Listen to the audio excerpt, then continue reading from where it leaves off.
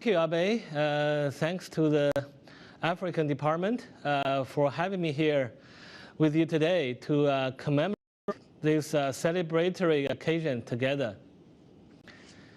Now, with so much learned from our guests in the previous roundtable about the history of Africa's development, it is time to change gears and to look ahead on the perspectives on the future of Africa in a pandemic world. To start, as food for thought, the continent of Africa continues to face challenges, but there are reasons to be optimistic. Discussed by the previous panelists and from our own analysis, Sub-Saharan Africa is facing an unprecedented health and economic crisis, one that threatens to throw the region off its stride, reversing progress of recent years.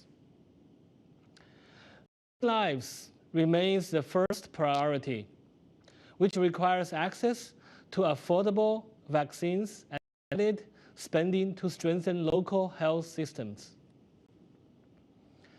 The next priority is to unlock the region's potential by creating more fiscal space and implementing transformative reforms. This includes mobilizing domestic revenue and reducing public debt, improving transparency and governance, increasing digitalization, and strengthening social protection. Such measures will help to lift longer-term growth and provide opportunities for the region's new job seekers. Financing the sustainable development goals is a critical challenge, which will also require extraordinary efforts from all stakeholders.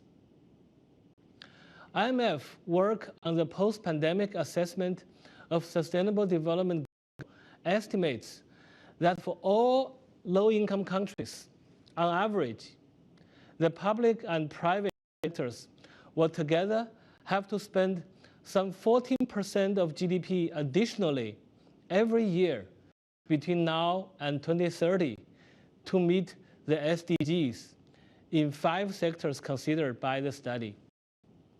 Some 2.5 percentage points, or 21% more than before the pandemic. Achieving the SDGs by 2030 would also require an extraordinary effort from the international community. The IMF is playing its part in providing support through diagnostic and policy advice, lending, and capacity development. And SSA is a region that has contributed the least to global issues, but is the most vulnerable to climate change. Resilience and adaptation must be a priority. On the positive side, as Annette has highlighted in the previous panel, the diversity, dynamism, and the incredible capacity of the African people to innovate and work hard are very important assets for the region. Moreover, 2 potential areas come to my mind as motors of development in the continent.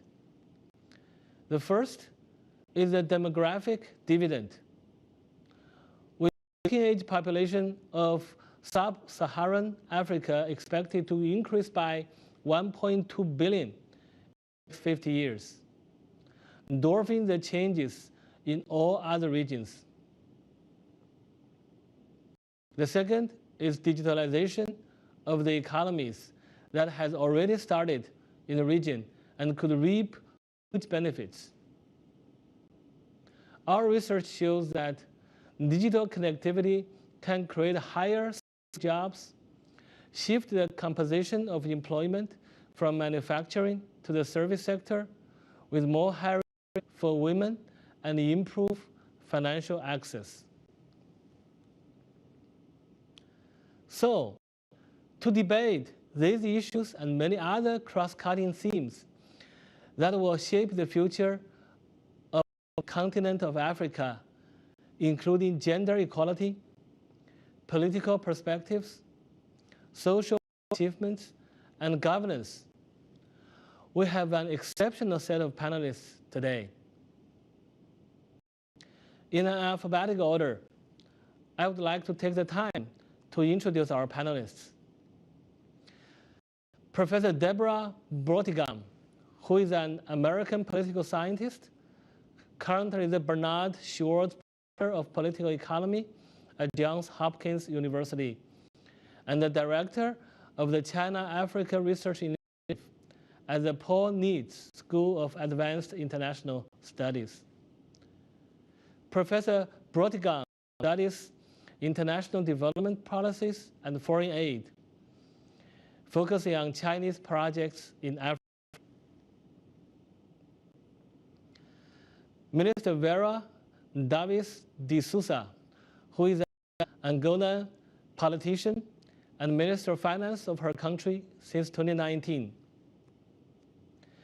She started her career as a banker.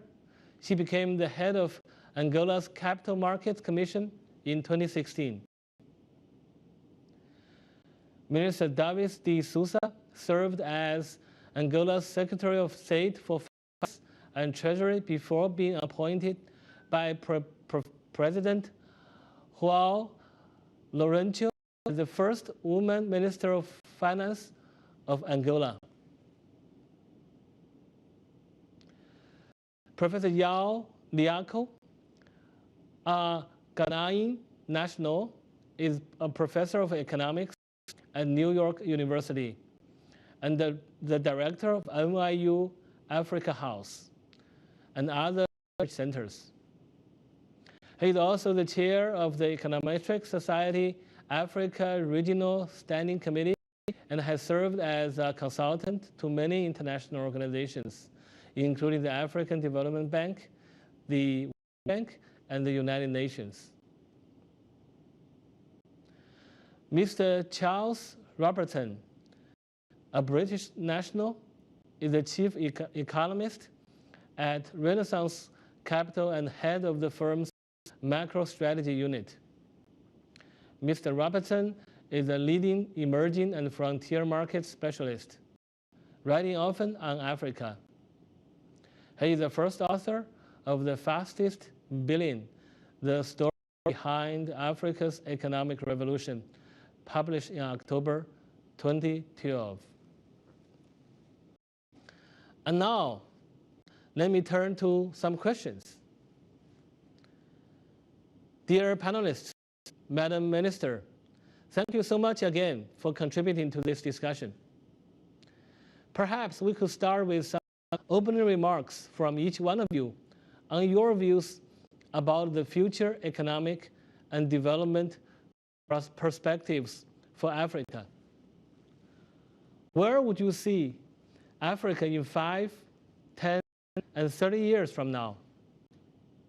What do you think are the preconditions for this development path, and what would be the main drivers, challenges, and opportunities? Please. Maybe we can start with Minister Vera. Please. Thank you very much, Managing Director Bolitz. It's a pleasure for me being here. Thank you to the IMF and the African Department to invite me to celebrate this date with reflections around Africa, analyzing what we are doing and what we want to do to make sure that we see a continent growing and generating value to the people that are living here. So hopefully we will see a more prosperous Africa in years, and because we have a lot of potential, is something that we keep saying, that Africa has a lot of potential, and the challenge is to transform all this potential in reality with real impact on the people's lives. The challenge is to address what we need to do to grow even more, to grow on an inclusive manner. So quality of education, quality of health services, taking all the advantage from the dividend demographic, demographic, the population, the growth of the population that we have taken advantage, that we are a young in terms of population. We are a continent with young people keen of doing things, with entrepreneurial will, eager to create value. So we have space to take advantage of this. The young people, the way we are built to create a new business, the natural resources that we have, water, lands, sun, and how all this interconnect with the expansion of growth that we pursue and that we should. We are coming from stages, from scenarios that are challenging on a way that a lot of economies from our continent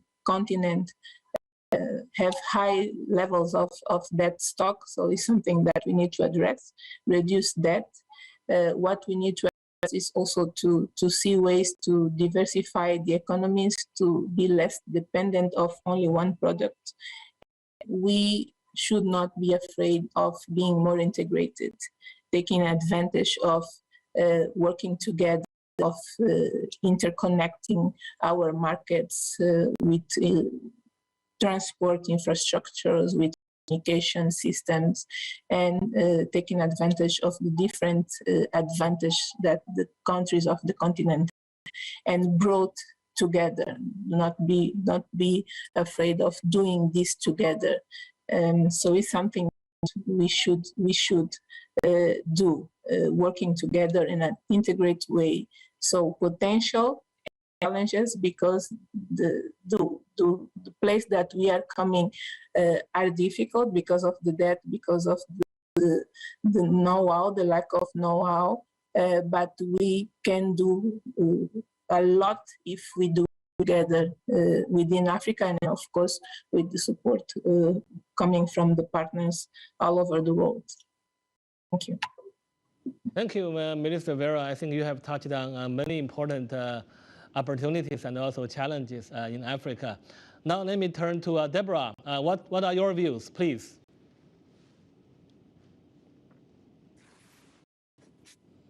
Oh, thank you.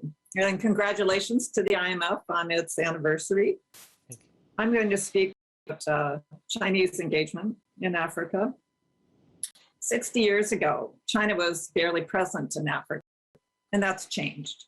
China's economic engagement with African countries over the past 2 decades has made China the top partner in trade and also in infrastructure finance. Chinese banks have become second only a bank as providers of development finance to African borrowers between 2000 and 2019.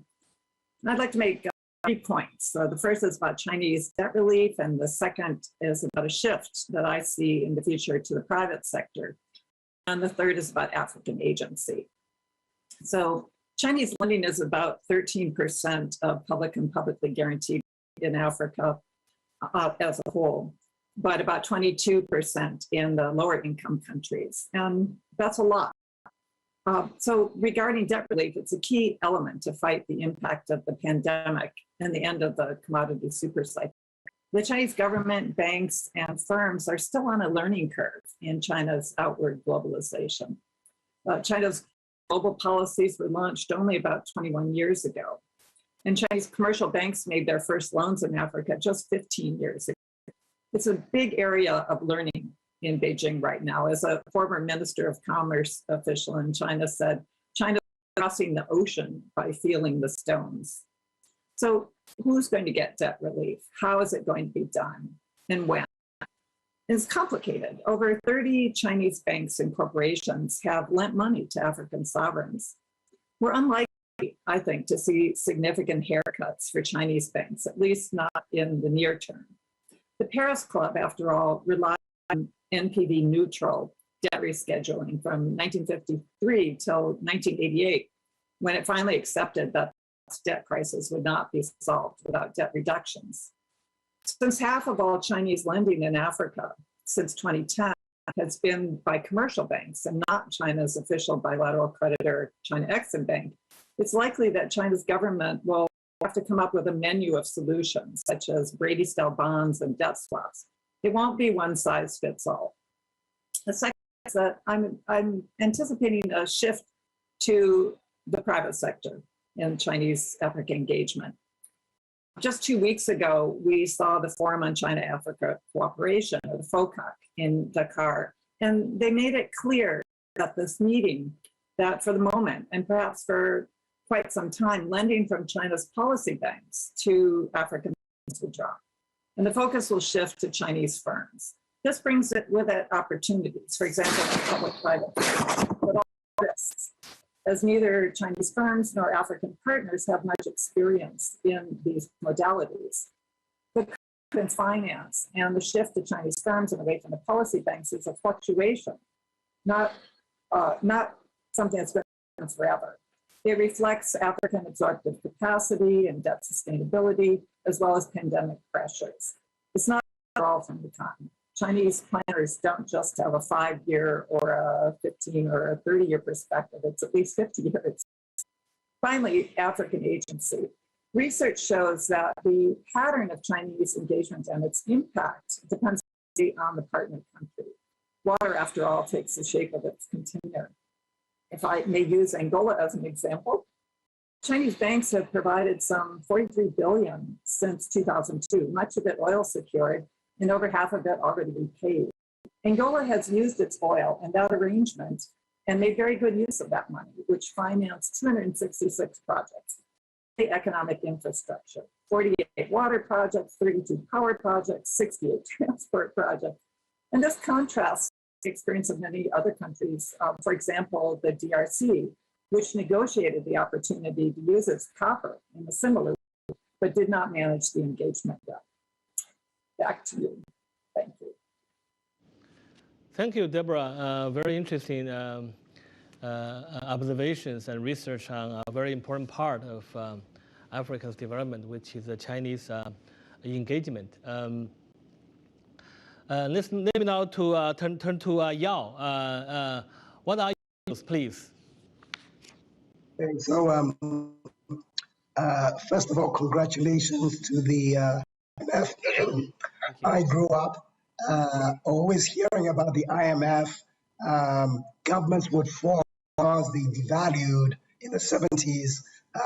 Washington Consensus.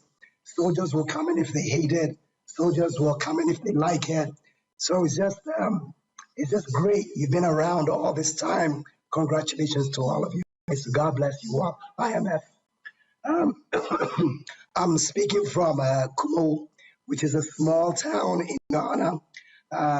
One of the COVID problems we had, I haven't been here in a while, so this place is a little bit moldy. So some of you may hear my voice breaking a little bit. They're just allergies, okay? So greetings from Kumo, a small town in Ghana. And I think in the next 10, 30, 50 years, Africa needs to trust its own people and develop African industries, African businesses, train the African people. Markets are going to be extremely important. The design of those markets are going to be important. So I just wanted to put all of that out there. Let's remind ourselves, Ghana, the country I'm in, the country I'm from, developed cocoa industry, okay? It's still a major export for Ghana. Ghanaians didn't know anything about cocoa. Ghana was a state in conflict. We were fighting against the British in the 1870s. Despite all of that, they created a worldwide industry. They solved the transportation problems, etc. All needed was to have consistent markets. If you take cocoa to the coast, somebody will be there to buy it, okay? And they figured out everything. So that's my view right now. With a team, I've been working with the team in Ghana. They've constructed the Ghana Commodity Exchange. It's a formal market to guarantee trades for farmers, okay? And so that's one of the things we want to see much, much more of. We're working in Kumu and around there on markets for smallholder farmers. If you can make that consistent, if you can formalize that, then industry can come based on knowing that they're going to get output from that. And that's how you do agro industries.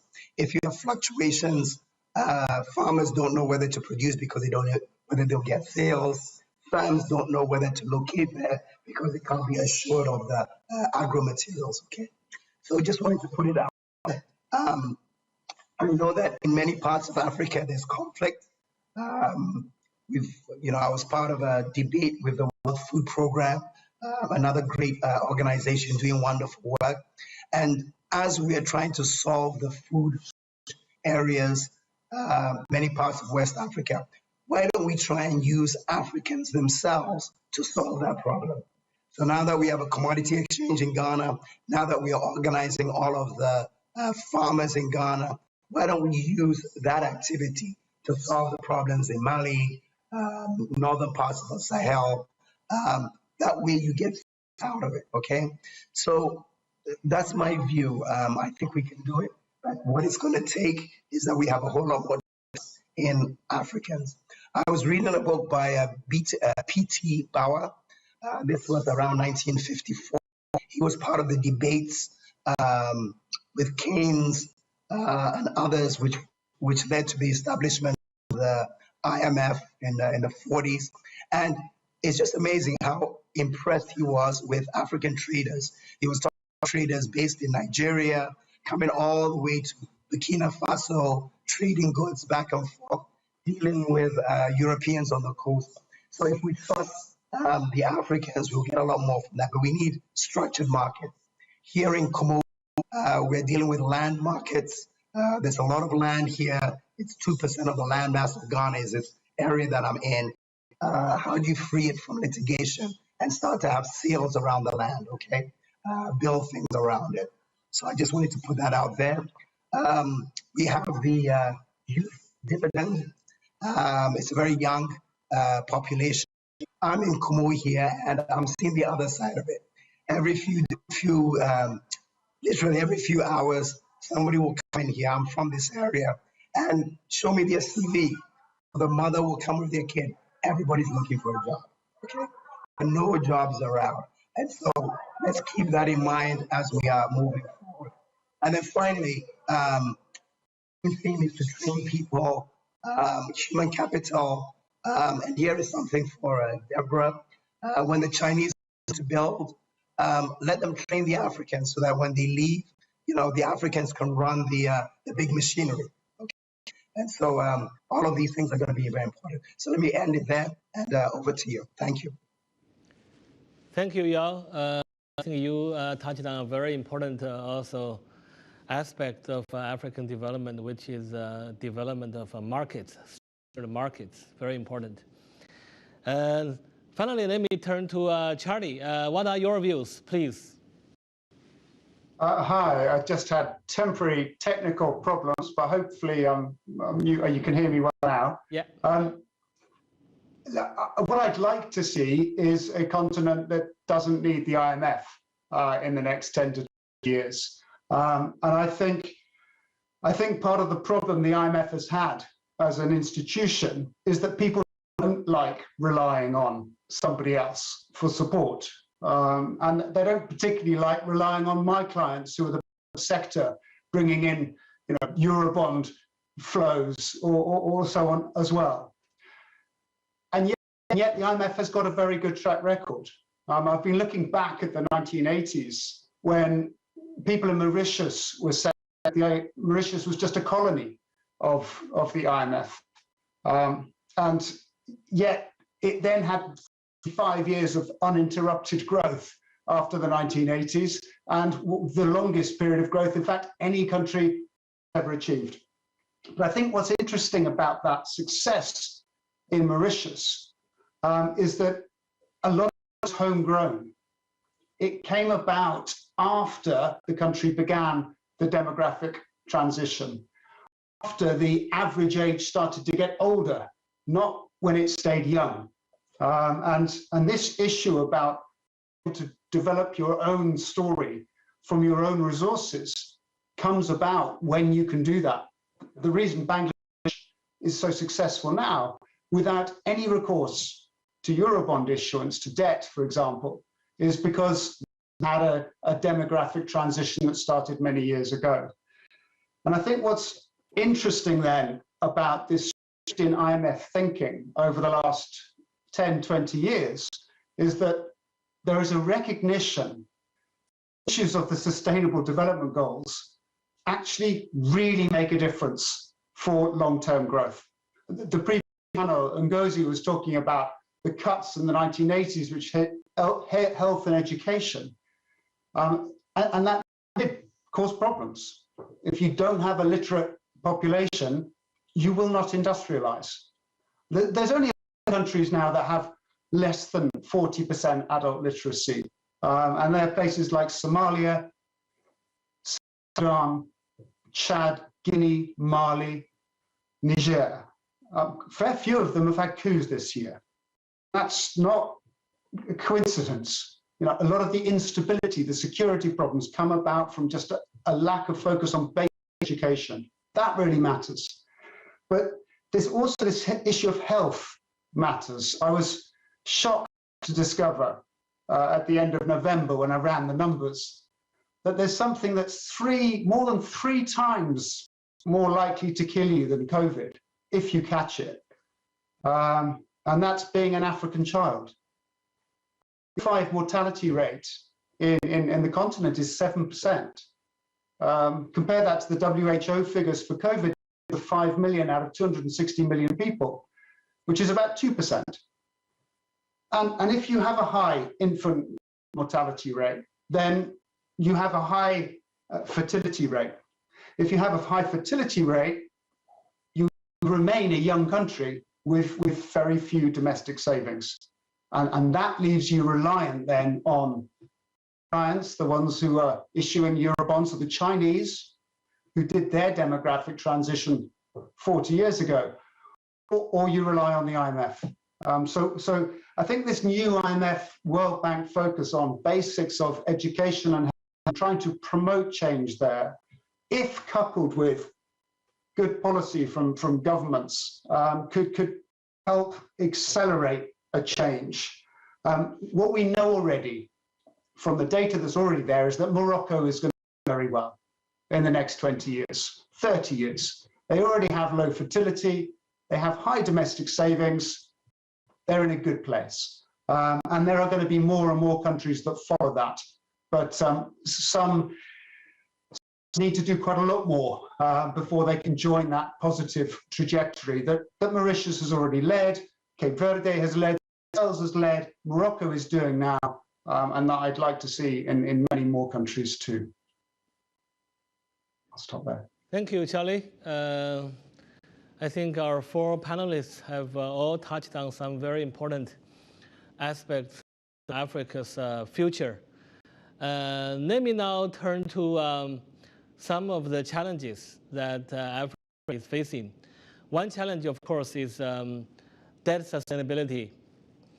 I want to focus questions on Minister Vera and also Charlie. As we have been discussing, it is very important that African countries diversify their economies and keep growth at high levels to reach the SDGs and alleviate poverty. So, more investment is needed. At the same time, public debt in the regions is high. How would you see African economies overcoming these debt challenges in the medium term? On a related question, Charlie, our own research shows that significant additional spending and investment would be necessary to reach the SDGs?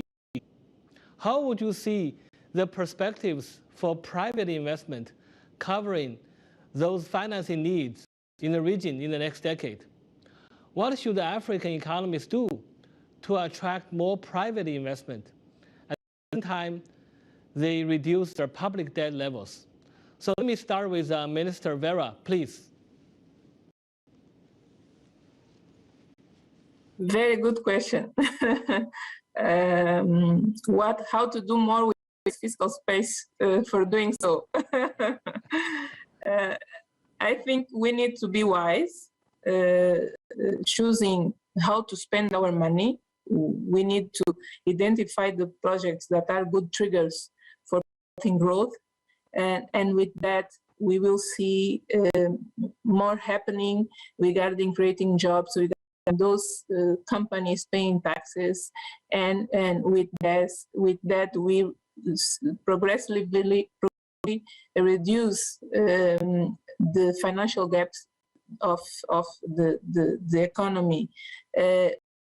We should need also is to move forward in partnership with private sector. I understand that it was very good, the bridge that you've made, asking the question and raising the private sector participation, because some of those projects we understand that we can do in partnership with private sector. Of course, we need to look at the public aspect of it, because at the end of the day, also count on the debt stock, because it's public investment, it's a guarantee, it's a collateral, is something that the state needs to do to move forward with the private sector and to put in place the infrastructure. At least the private sector will help us guiding, looking at the projects that can pay themselves. And that will help us to make good choices regarding the infrastructures that we invest first. And as we move creating the right infrastructure, attract private investment, because in some areas we need to put electricity there, we need to put water there, to put roads there, to make sure that those companies that establish on that area are able to produce with lower costs. So it's something that we should address first, being wise, doing our choices of infrastructures and how and how to spend first, and then see how we can do it in partnership with private sector to reduce the amount of money that we need to put in place those infrastructure. And we need also to always modernize our fiscal system to make sure that we are capturing all the things that we are optimizing our potential regarding the fiscal contribution, and to also help on that effort of taking less and less money to spend and to address the lack of infrastructures, and to make sure that providing also quality of education is something that is very important. Let me stress that the know-how is very important to make sure that we will give good use of the infrastructure that we are creating, and we can use local labor force to establish a business, and that we will have our population more open to deal with the high fertility rates. That is something that need to be addressed. How more educated are the population, more easy is to motivate them to be less conservative, more conservative doing. So this the education is something that is very important also because of this. Thank you, Minister Vera. How about you, Charlie? How to attract more private investment? I mean, I think the private investment has been coming. You know, I was looking back at what emerging markets like Russia or Brazil could borrow at 20 years ago, and it was 12% in dollars. And 10 years ago, half to 6%, about a year and a half ago, half to 4%. Countries like Peru could issue a $100 bond at 3% in dollars. And as those interest rates have come down, as those borrowing costs have come down, the private sector has looked at where else could it lend. And you've seen Rwanda issue a bond just a few months ago in the summer at a less than 6% coupon. So the private sector is involved, and it is providing financing. I think the job is difficult for governments to try and prioritize the best spending.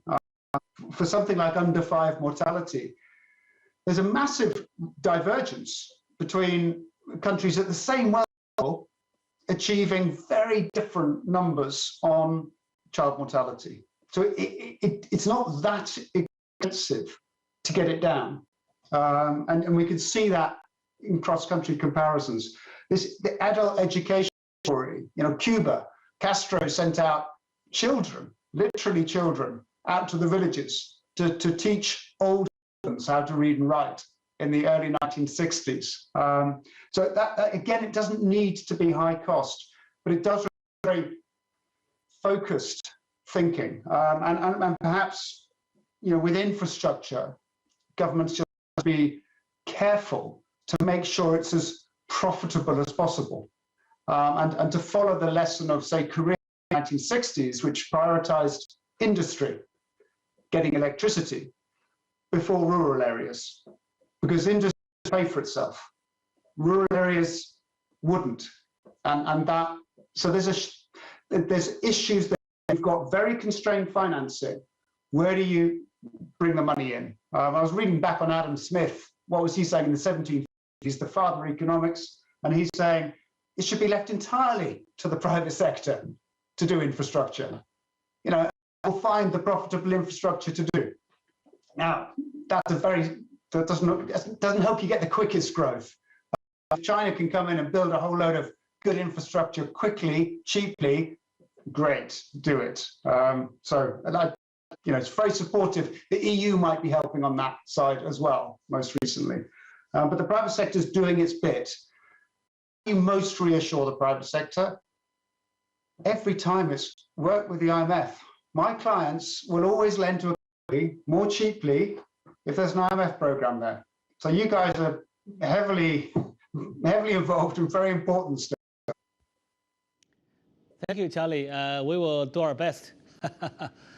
Yeah, certainly debt, a serious challenge. I think Minister Vera and Charlie have touched on some of the very important things that the countries should and could think about when managing their debt at the same time to meet the demands. Let me now turn to another challenge in Africa, which is governance and corruption. I want to ask my question for Deborah and Yao. The previous roundtable mentioned the role of governance in recent decades to increase growth and macroeconomic stability in Africa. At the same time, the region appears to continue struggling with those themes, including with a new wave of coup d'etat, conflicts, and corruption. Could you share your perspectives on this area? How do you think countries could improve governance going forward? What about the political regime? Will democracy be on retreat in the coming years in the region, as some commentators have claimed? What would be the economic and development effects of that? I start with you.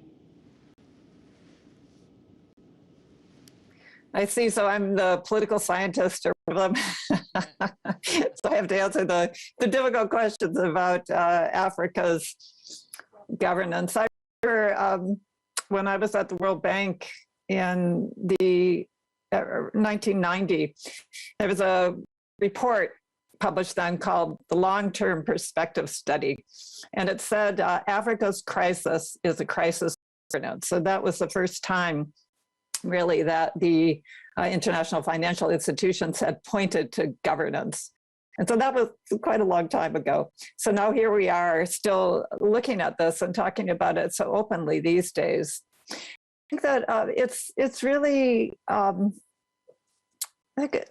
say a couple of things about it. One is because I really have, since 1983, I've been doing research on Chinese engagement in Africa. So I keep coming back to that issue.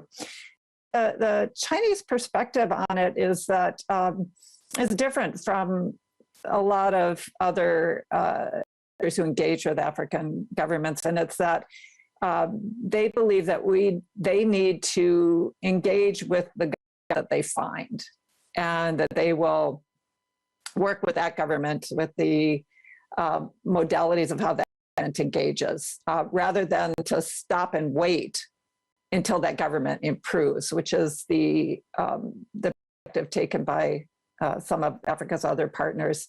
So that means that African governments have choices, and we can look at some of the countries that have had the greatest challenges. Zimbabwe, Sudan. They are still, during their darkest periods, they were engaging with Chinese bankers and Chinese companies, for better or for worse. But I think that if we're looking at how external actors, because African governments are 54 governments, and each one of them is going to be making their own decisions about how to make themselves more transparent, more accountable, provide a higher capacity public servants in the public sector. But I think for partners, they can, like China, China, for example, has made foreign corruption illegal. It's Article 164 of China's criminal code. And yet there are no indications that any Chinese banks or companies have been prosecuted under that. So China could set a good example for its partners in Africa by making foreign corruption and by enforcing its own laws about this. Let me stop there. Thank you, Deborah. Let me turn to Yao. What are your views? Okay, so I'm in Ghana, and we are very proud of our democracy. We are constantly changing governments. We have the institutional setup. So in Ghana, the folks here are doing really, really well. Okay, there's a lot to be proud of. In many nations in Africa, it's not as bad as always the press says. Okay, so I just want to, it's anytime somebody talks about Africa, it's always about the bad things, never about the good things. That's point one. Point two is instability is not always from Africa. They're external agents. I am no left-wing person. I am as right-wing as they come. But the facts are a lot of these coup d'etat, changes in government, let's be honest, it comes from outside, not only inside. You mentioned corruption. One of the greatest things that's happened to Africa when it comes to corruption are things in the United States and in the UK. So if you look at the Foreign Corrupt Practices Act, where if an American citizen bribes somebody in Africa, the American citizen gets put in jail. Excellent, okay? That's a great thing for corruption. You look at the SFO, Serious Frauds Office in the UK. Look at some of these quote-unquote criminals. You see an African getting $5,000 US, and then the military defense company is getting 500 million. And yet Africa gets a bad rap, okay? So I'm not excusing what's going on in Africa. That there's a lot that we all need to work on. The solutions are get your institutions in place, make everything transparent, write the rules down, and get buy-in from the people. So Ghana's democracy is strong because the Ghanaian people want to be strong. And so if a president is doing something bad, they will march against the president. If the soldiers come in one day and say, hey, I think we should have a coup d'etat, the people will say, no. We've had too many wars. Go back to your barracks, okay? So that's the way you do it. You need to get the people invested. But the points I want to make is that a lot of this is foreign. Let's admit it. Foreign countries, foreign companies, they don't like what this government is doing through them. And corruption, my goodness, look at the data. Look at how much African countries steal and look at what the other side gets. Over to you. Thank you, Deborah and Yao. I think you are giving us some very important perspective on governance and corruption in Africa. Certainly, it's a complex issue, but I think what we heard is that there are challenges, but there are also opportunities, even in this front. Now, let me turn to opportunities in Africa, especially demographic, dividend, jobs, and digitalization. I want to focus my questions for Charlie and Yao. The demographic dividend is many times seen as a double-edged sword for African development. On one hand, the region will have the dynamism of the young population entering in large scale its labor market in the coming decades. On the other hand, those new workers will demand the creation of new jobs, also in large scale, in a period in which digitalization and automation will be pervasive around the world. How would you assess the opportunities from demographics for Africa's development in the years to come? Specifically, Charlie, how do investors perceive this dividend? Related to this topic, Mr. Ebuka M.A. from Lagos, Nigeria, has a question in our conference mailbox that could be also addressed by two of you. What is the single most important factor to turn Africa into a low-cost manufacturing center? Please start with Charlie. Well, I don't know whether you're actually from China. I should have checked this beforehand. There was a beautiful IMF paper that talked about the rise in China's savings. Half of the rise in household savings came about from this falling fertility rate. So the demographic dividend is when people stop having kids. You get a big surge in the share of the population that is working age, and they haven't got too many kids to look after. They haven't got too many adults to look after. And because they've got few children, their savings go up. And that then answers the question of where do the jobs come from?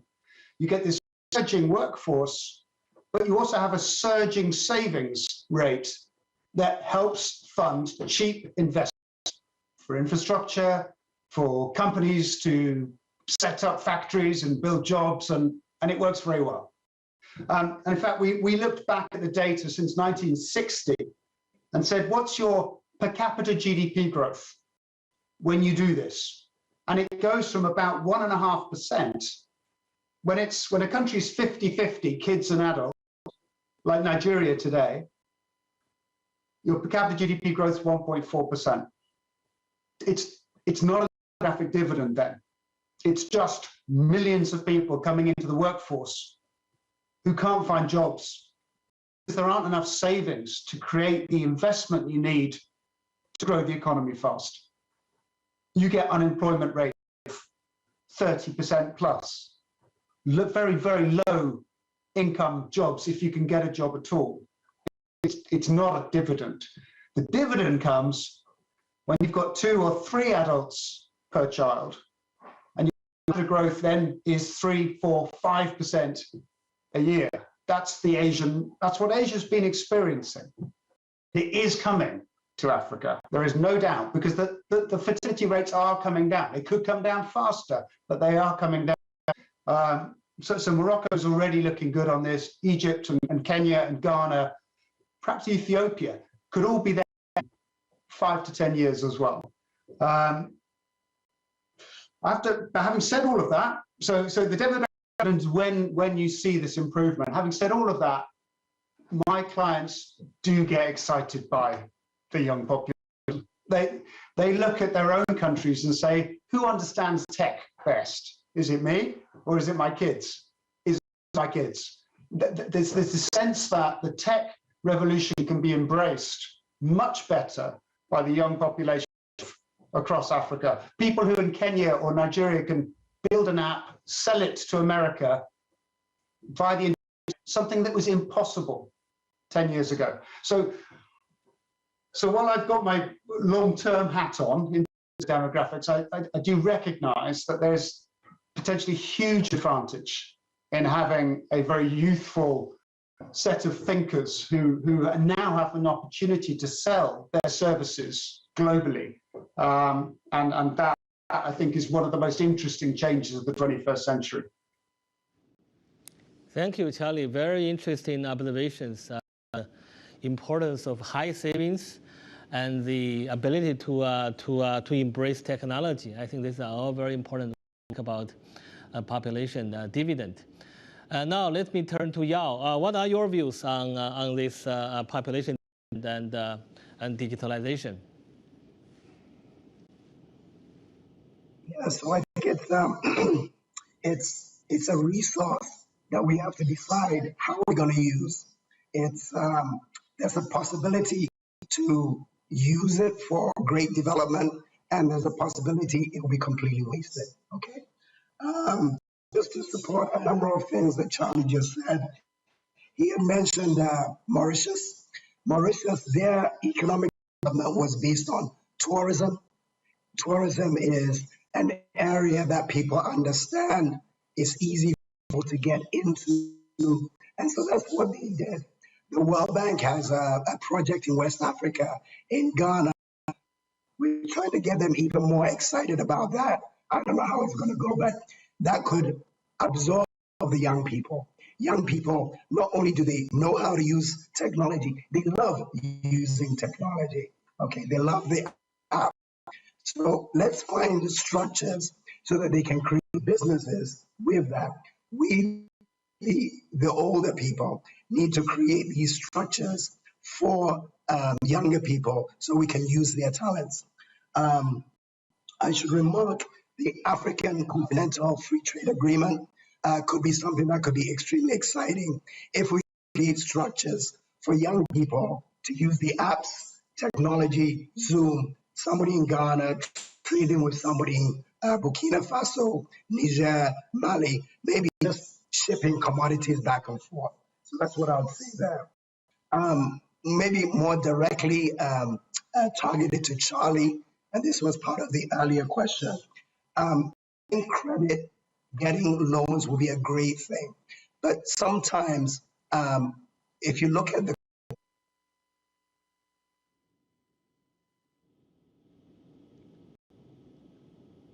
Are we losing Yao?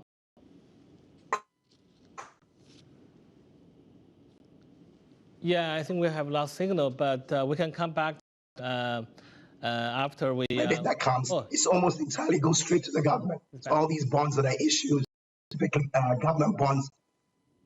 Okay, can you hear me now? Yeah, we can hear you now. Am I back? And again, my apologies, as we need to fix. I am in Kumo, a small town in Ghana, and my internet is not great. It's on a mobile phone, okay? So I'm using the broadband from the phone. Good. That's something we need to fix, okay? And that's what we grown-ups can do to help the younger people. And they will do the rest if we do this, okay? So I leave it there. I can come back more for some comments. Thank you. Thank you. I think Charlie and Yao gave us some very interesting observations on population dividend. Now let me turn to another challenge facing Africa, which is poverty and inequality. I want to focus my question on Yao and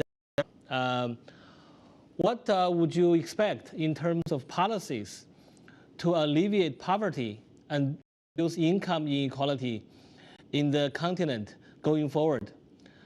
How do you square the need for increase in social and development spending at the same time that governments have to achieve public debt sustainability? Also about gender inequality, which policies could governments in the region implement to address gender inequality in a scenario where public debt remains elevated in the region? Let me start with Yao.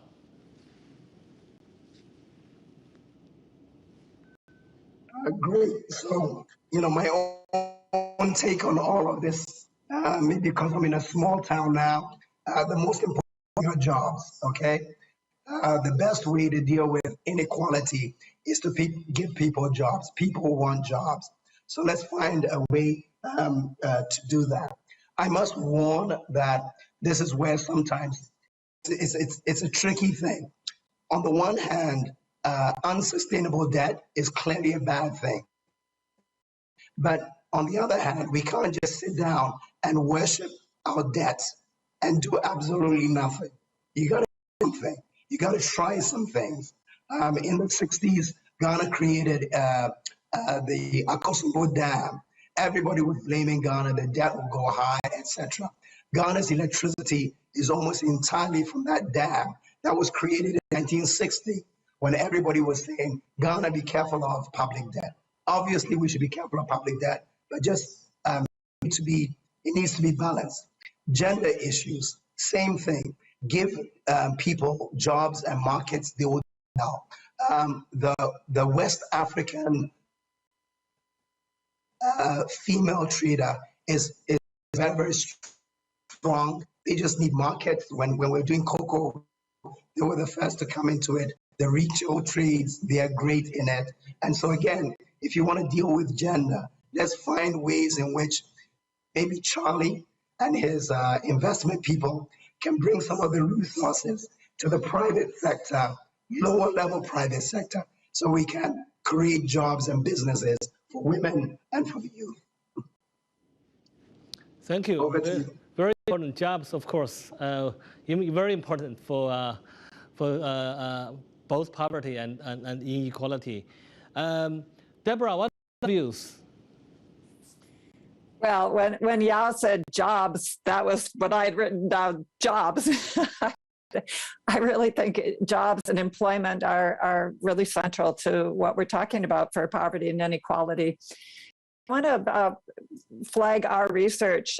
We've been with the support from Dividend in Britain. We've been looking at technology transfer, skill building, and employment generation on Chinese projects around.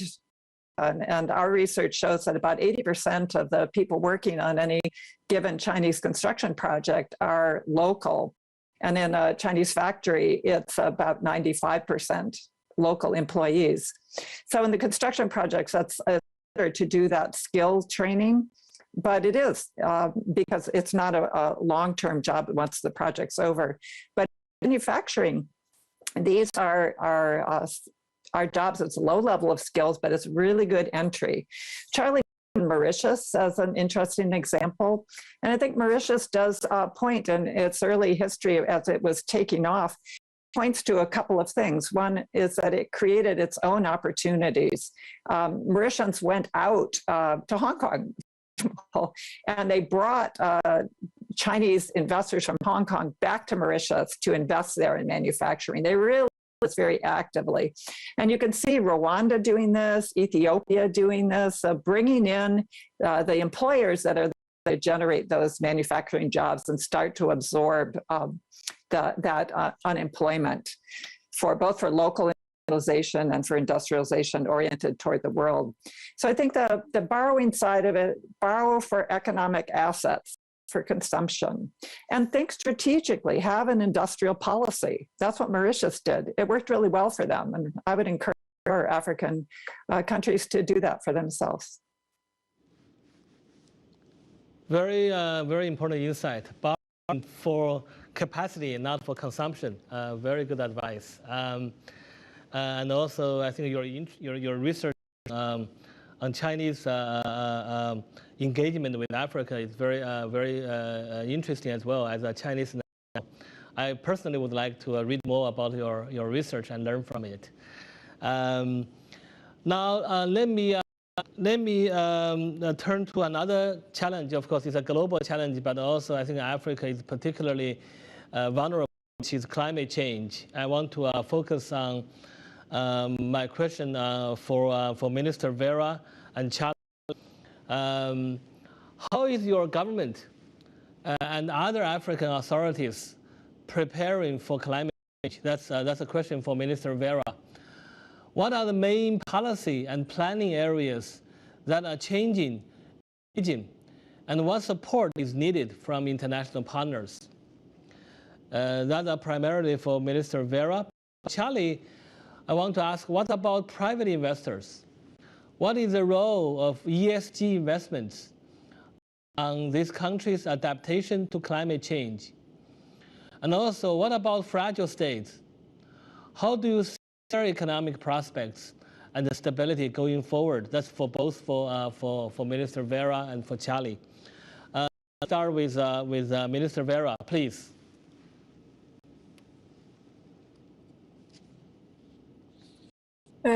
Regarding the climate change challenges, we understand that we need to look to that challenge in a way that we need to start working now, but with medium-term objectives.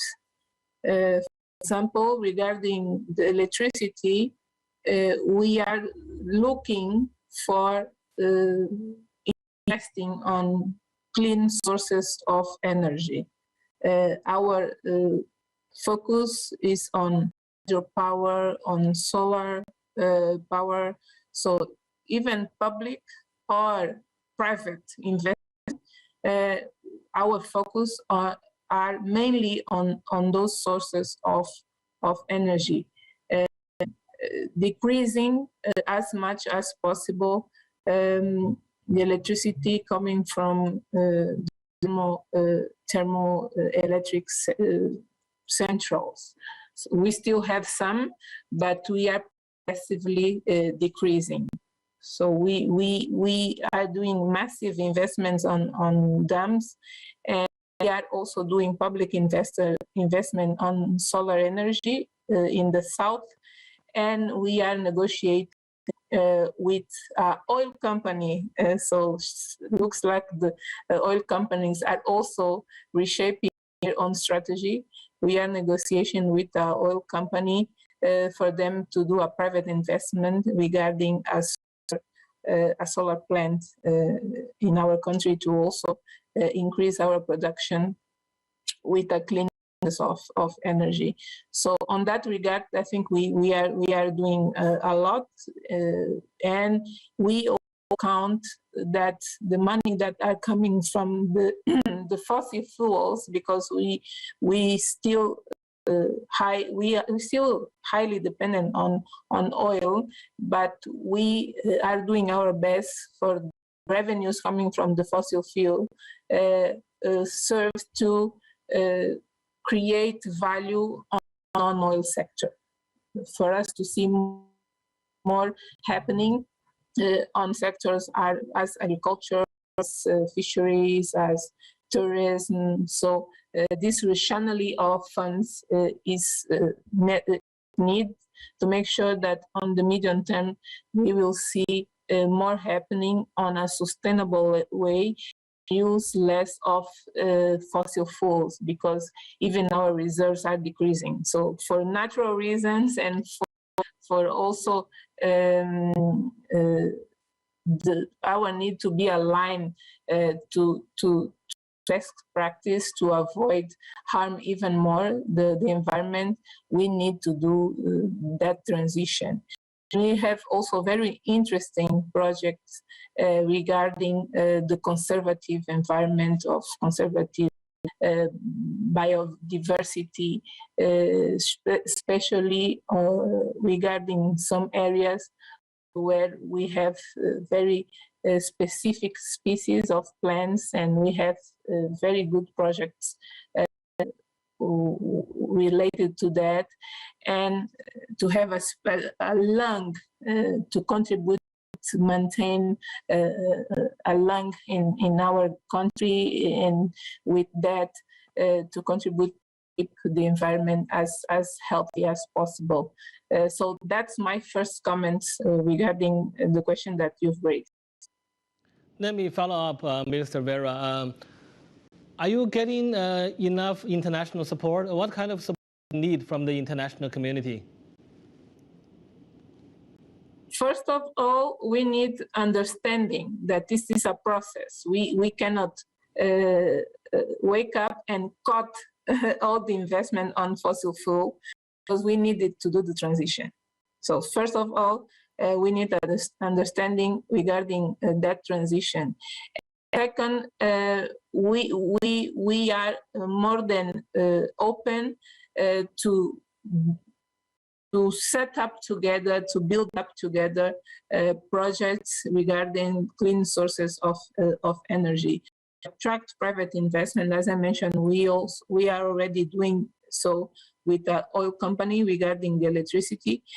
We can do a lot more regarding other fronts on the climate change resiliency. We are also working very closely with the World Bank. The World Bank is helping us finding projects on agriculture and on water provision to make sure that we address the challenge of the droughts and to make sure that our agriculture is more resilient to the change challenges. So we are getting support from those entities, but of course we are open to even more. Thank you. Charlie, what's the role of ESG investments in Africa? This is such a big area. I'm trying to put together a lot of what I've talked about on this session in a book coming out in a few months. And in that, I'm saying that I think Africa will get the greatest industrial revolution we've ever seen. And in that regard, coming late to the story is going to be very helpful. The pollution that maybe you grew up with, Bo, certainly we had in the UK for 150 years. That's avoidable in Sub-Saharan. I mean, I'd also like to say that it can stick in the throat to hear the West say you shouldn't use fossil fuel when the West, and indeed many countries, have developed using fossil fuel, and when carbon emissions are so low on a per capita basis out of Africa. I've done some numbers. Some countries could see carbon emissions rise 50 times above where they are today in per capita terms, and they'd still be below the Kyoto Treaty targets early 1990s, and still be below any country in Europe. So anyway, just having said that, I think we're seeing a transition to more sustainable energy, and in some ways the private sector is being forced into it, ESG. I was talking to Cosmos Energy, an offshore oil producer, exploration company. They cannot get financing now for a 25-year project anymore. So they can't drill oil wells offshore Africa, not with that horizon. Normally you don't make your money back to the last 10 years of an oil project if you're the private sector. So by the 2040s, you know, who's going to be using oil? How much will it be being used? And will it be economic to be drilling it offshore? So already it's changing. The positive story that I see, well, let me just throw in one more problem, which is that when it comes to investing in energy, the private sector has often been burned by governments not abiding by their commitments. They say, we'll raise the electricity price every year for 10 years, so you will get a profit in your investment, and then they don't. Nigeria's electricity privatization faltered after 2016, when the very first price increase to try and deliver a profit to the Nigerian electricity sector, that wasn't allowed. It was stopped by the court, and it didn't go through in 17 or 18 or 19 either. So the private sector is saying, can we rely on governments? Comes to huge energy investments, that's a problem. But where I think the technology might help, and I'm not enough of an expert on this, but the plunging cost of solar power and the ability of doing mini grids, that a factory wouldn't necessarily have to rely on a huge and expensive transmission grid and huge and expensive generating capacity, but might be able to supply its own power, or from dedicated power companies just saying, we will sort out your solar needs on your factory and you will be self-sufficient. That thing, we could see something dramatic and new that hasn't been done before. The trouble is, it hasn't been done before, so I can't put a number on how important this is going to be, but it's certainly an area I'm hopeful for, that in the 2020s, that's what helps drive at least local manufacturing success and industrialization in pockets across the continent. Thank you, very interesting. When we talk about climate change in Africa, and I'm sure there are a lot of things we can talk about. Too bad that we only have probably 1 minute left for our time today, but I think Minister Vera and Charlie have given us some hope that we're going to see some very green, or the greenest industrialization in Africa. That's a very hopeful prediction. Let's conclude our discussion today on that very positive note. Thank you so much for this extremely interesting discussion about the future of Africa. I'm sure that we at the IMF, we will continue to discuss many of these issues for years to come. It has been great to get your perspective. Thank you very much. We look forward to seeing you in our future events and in our future dialogue and discussion on Africa.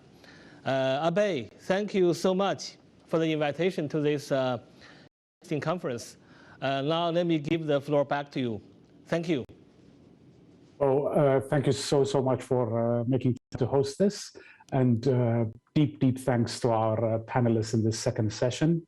In order of the people I screened, Charlie, Yao, Deborah, Vera, thank you so much. Very grateful for your insights, from which we will take much away.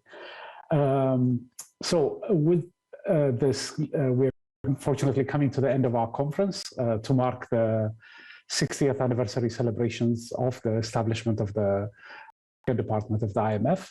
On behalf of the staff of the African Department, a very special thanks to our esteemed guests for a very lively debate on Africa's development experience and the future direction in which the continent needs to travel. I think there's broad concurrence amongst the panelists that the potential of our continent is just immense, and notwithstanding the significant challenges our country face, this potential will be realized, and I think everybody on the panel, both this one and the previous one, what came through is just how much potential there is, and that the region will be resilient and will come through the other side. But before that can happen, I think there are a few challenges that were also identified. I think very clear message that we take away is how important fostering employment is going to be in the region. So in all of its facets, it's so important to create for our people, but also in order to create those jobs, much investment in human capital is going to be necessary. These were things through from all that intervened. As important, of course, is going to be investment in economic infrastructure. to facilitate the jobs that we need to create, the digitalization that we need to foster, and importantly, the transformation, the economic transformation that's needed is going to require quite a bit of attention to energy transition to more renewable energy sources, and how best to transition to that so that we can advance the electrification of the region was also one of the things that came through loud and clear. The important policy trade-offs, tensions, challenges around revenue mobilization, needing to spend more in both human capital and infrastructure investment, while avoiding an increase in debt is also one of the tensions that countries are going to have to navigate. Again, this was touched on. This came through in the discussion that we had. Industrial policy was also something that came up again, how much a concerted effort to foster industrialization is going to was something also we're going to have to pay attention to as an institution in our work with members from the region in the coming months. I think one of the nice things also to hear was some recognition that the fund, as represented by the African Department in our interactions with the region, has over the past many years done much to help the region.